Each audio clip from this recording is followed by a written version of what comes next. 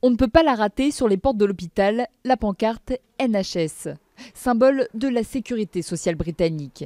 Car ici on soigne les patients anglais.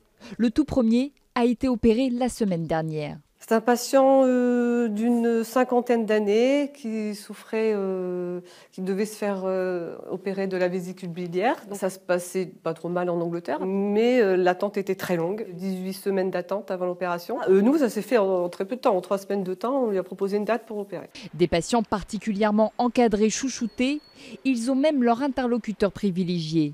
Cet homme qui fait le lien entre la France et l'Angleterre. Quand le patient arrive ici, il est comme s'il était en Angleterre. Il arrive, on le reçoit en anglais, on lui donne des documents anglais. Ces dossiers médicaux sont transférés directement en Angleterre. Le tout pris en charge par la sécurité sociale britannique.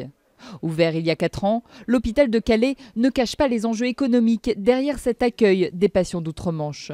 On aimerait, d'ici 3 ans, avoir 2 patients anglais par jour ouvrables, ce qui ferait à peu près 400 patients, qui pourrait générer potentiellement un chiffre d'affaires d'1 million d'euros. Une manière aussi d'occuper les 20% de chambres vides de cet hôpital, jugé par certains surdimensionné.